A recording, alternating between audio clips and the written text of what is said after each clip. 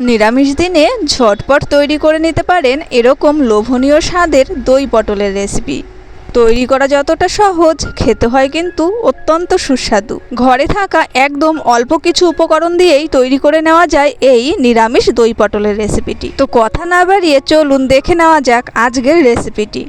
এই দই পটলের জন্য আমি নিয়ে নিয়েছি 10টা বেশ বড় সাইজের কচি পটল। এই রেসিপিটির জন্য অবশ্যই একটু কচি পটল নেওয়ার চেষ্টা করবেন। পটলটা খোসা রেখে রেখে ছুলে নিয়েছি, আর তারপরে দেখুন দুপাশ চিড়ে নিয়েছি। পটলগুলোকে ঠিক এরকমভাবেই চিড়ে নিতে হবে যাতে মাঝখান থেকে একদম ফেরে না যায়। আর দেখুন খোসাটা আমি একটু বেশি করেই রেখে দিয়েছি। এখন এই পটলের ওপরে দিয়ে দেবো একদম সামান্য পরিমাণে হলুদ আর একদম সামান্য পরিমাণে লবণ। লবণ আর হলুদ দিয়ে পটলটাকে ভালোভাবে একটু মাখিয়ে নিতে হবে।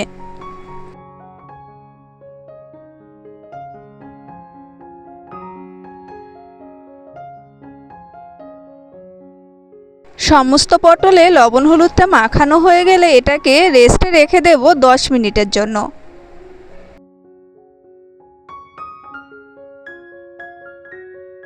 এদিকে একটা মশলার ঘোল তৈরি করে নেব, আর তার জন্য নিয়ে নিয়েছি হাফ টিস্পুন জিরে গুঁড়ো, হাফ টিস্পুন ধনে গুঁড়ো, আর দিয়ে দিচ্ছি হাফ টিস্পুন লাল লঙ্কার গুঁড়ো।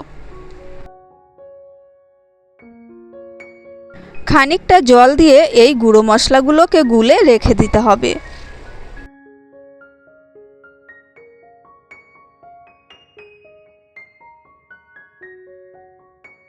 মশলার ঘোলটা রেডি হয়ে গেছে, এবার এটাকেও সরিয়ে রাখছি।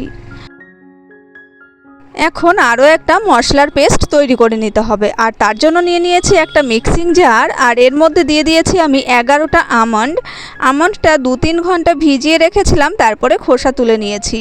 আর হাফ ইঞ্চি আদা স্লাইস করে নিয়েছি, 3টে কাঁচা লঙ্কা দিয়েছি। সামান্য জল দিয়ে একটা পেস্ট তৈরি করে নেব। তো দেখুন একটা পেস্ট তৈরি করা হয়ে গেছে। এখন এর মধ্যে দিয়ে দিচ্ছি 2 টেবিল চামচ পরিমাণে টক দই। একদম ভর্তি ভর্তি করে কিন্তু এই দইটা আমি দিয়ে দিয়েছি। এবারে এটাকে একটা স্মুথ পেস্ট তৈরি করে রাখবো। মিনিট 10 বাদে ওভেনে একটা কড়াই বসিয়ে দিয়েছি। কড়াই গরম হওয়ার পরে দিয়ে দিচ্ছি বেশ খানিকটা সর্ষের তেল।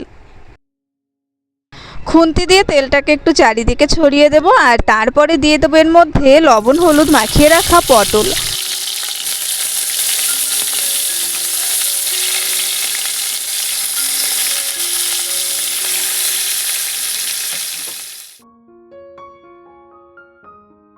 গ্যাসের ফ্লেমটা মিডিয়ামে রেখে পটলটাকে একটু লাল লাল করে ভেজে তুলে নেব।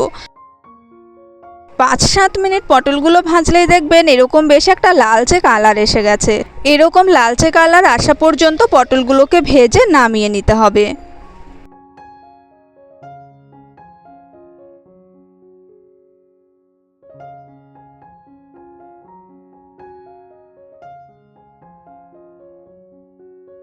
সমস্ত পটলগুলো নামিয়ে নেওয়া হয়ে গেলে এই একই তেলের মধ্যে দিয়ে দিয়েছি আরও 2 টেবিল স্পুন সর্ষের তেল।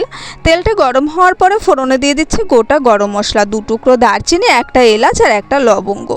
ফোড়নটা থেকে একটু মিষ্টি মিষ্টি গন্ধ বেরোতে শুরু করলেই দিয়ে দেব প্রথমে যে গুঁড়ো মশলা ঘোলটা তৈরি করে রেখেছিলাম সেইটা। এর মধ্যে এখন দিয়ে দিচ্ছি একদম সামান্য পরিমাণে হলুদ আর স্বাদ অনুযায়ী লবণ। লবণ আর হলুদ দিয়ে মশলাটাকে জাস্ট 1.5 থেকে 2 মিনিট একটু কষিয়ে নিতে হবে।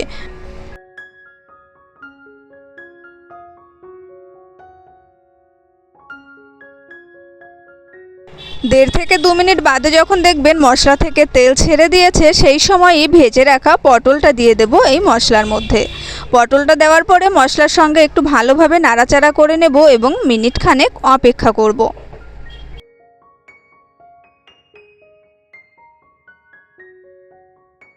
1 থেকে 1.5 মিনিট মতো বাদে দেখবেন মশলার জলটা একদমই টেনে গেছে আর তেল ছেড়ে এসেছে। এই সময় সামান্য পরিমাণে জল অ্যাড করব। হাফ কাপ মতন জল আমি দিয়ে দিচ্ছি পটলটা সিদ্ধ হওয়ার জন্য।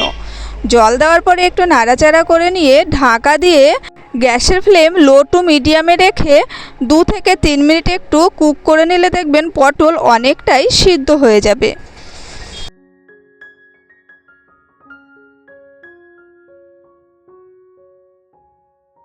মিনিট 3 বাদে ঢাকা চাপাটা খুলে নিয়েছি। পটল অনেকটাই কুক হয়ে গেছে, তো অনেকটাই সিদ্ধ হয়ে গেছে। আর এই সময় দিয়ে দিচ্ছি যে আমরা বাদামটা বেটে রেখেছিলাম টক দইয়ের সঙ্গে, বাদাম বাটাটা। তবে আপনারা আমন্ডের পরিবর্তে কাজু বাদাম বা পোস্ত ব্যবহার করতে পারেন। মিক্সিং জার ধোয়া জলটাও একটু দিয়ে দিচ্ছি। তবে দইটা দেওয়ার সময় গ্যাসের ফ্লেমটা একদম লোতে রাখবেন। গ্যাসের ফ্লেম মিডিয়ামে বা হাইতে থাকলে দইটা অনেক সময় কেটে যাওয়ার সম্ভাবনা থাকে। তাই দইটা দেওয়ার সময় অবশ্যই কিন্তু গ্যাসের ফ্লেমটা লোতে রাখবেন। এখন আমি দিয়ে দিয়েছি টেস্টের ব্যালেন্সের জন্য সামান্য পরিমাণে চিনি। আবারও ভালোভাবে একটু নাড়াচাড়া করে নিয়ে তারপরে গ্যাসের ফ্লেমটা লো টু মিডিয়ামে রেখে ঢাকা দিয়ে 5 থেকে 6 মিনিট রান্না হতে দেব। 6 মিনিট মতো বাদে ঢাকা চাপাটা খুলে নিয়েছি। তবে এর মাঝখানে আমি আরও 3 বার ঢাকনাটা খুলে নাড়াচাড়া দিয়ে নিয়েছিলাম। যেহেতু এর মধ্যে বাদাম রয়েছে তাই নিচে ধরে যাওয়ার সম্ভাবনা বেশি থাকে। তাই মাঝে মধ্যেই ঢাকা চাপাটা খুলে কিন্তু নাড়াচাড়া করে নেবেন, তা না হলে নিচে ধরে যাবে। তো এখন দেখুন গ্রেভি যতটা আছে আমি ঠিক এই গ্রেভিটাই রাখবো। গ্যাসের ফ্লেম অফ করে দিয়েছি। এখন সার্ভ করে দেওয়ার পালা। স্ট্যান্ডিং টাইমে 5 মিনিট মতো রেখে তারপরে আমি দই পটলটা সার্ভ করে দিচ্ছি। তো আশা করছি আমার আজকের এই দই পটলের রেসিপিটি আপনাদের ভালো লেগেছে। ভালো লাগলে চ্যানেলটা সাবস্ক্রাইব করার অনুরোধ রইল। পাশে অবশ্যই ক্লিক করে রাখবেন যাতে আমি নতুন নতুন রেসিপি শেয়ার করার সঙ্গে সঙ্গে নোটিফিকেশান পেয়ে যান। আর এই দই পটলটা পোলাও, ফ্রাইড রাইস বা গরম গরম ভাতের সঙ্গে কিন্তু খেতে দারুণ লাগে।